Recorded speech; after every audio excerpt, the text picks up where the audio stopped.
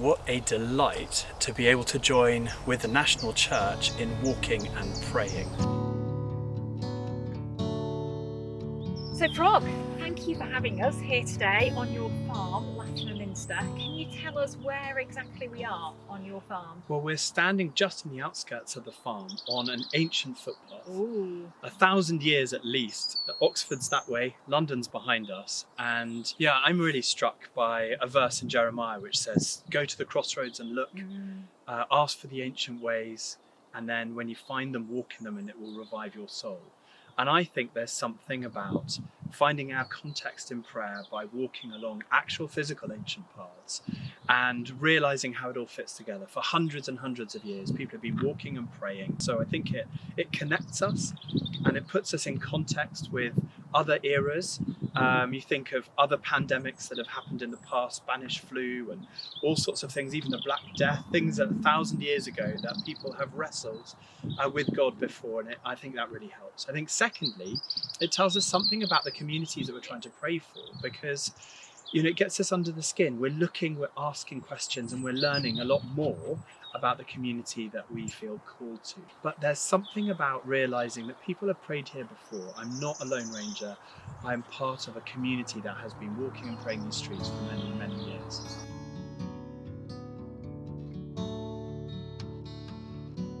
First thing I'd say is just look at the maps around your local area. You can look at it online, you can look at an Ordnance Survey map. Where are the footpaths, where are the bridleways?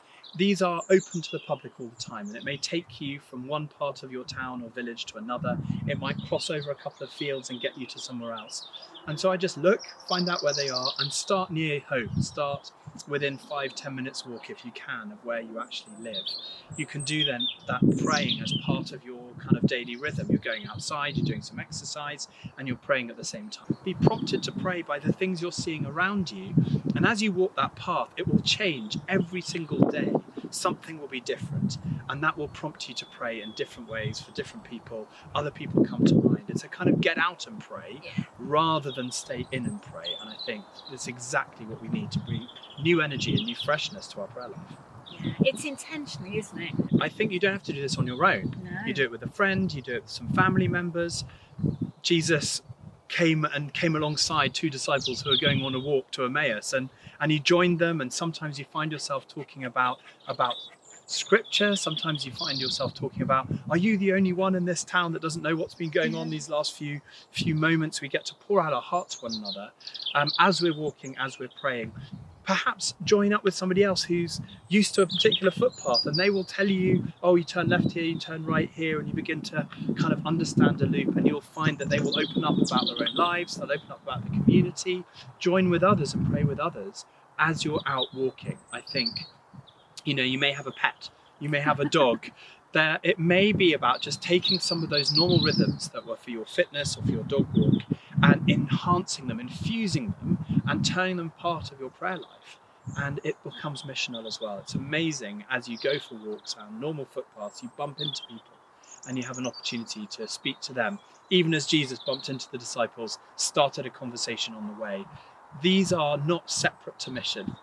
Walking, fitness, praying, mission, they're all bundled together. And I think I'm excited about that. We want prayer walking, don't we, to be part of people's everyday. Absolutely. And just as the footpath can be a cue, if you need another prompt, another cue, the Oikos prayer app can be that prompt, that cue. It can reward you, it can remind you where you've been and give you the challenge. Oh, I've got a few gaps that I've still got to fill. But the aim is to pray for every street, every road, every lane in this country, to invite God into the conversation on a national scale, because we're excited at what he might do in response. Yeah, and I just encourage you to use that prayer app. You can actually pray a prayer and then post it so that other people might be walking on that same path in your local neighbourhood, other Christians who've got that same app, and they'll end up praying that same thing in.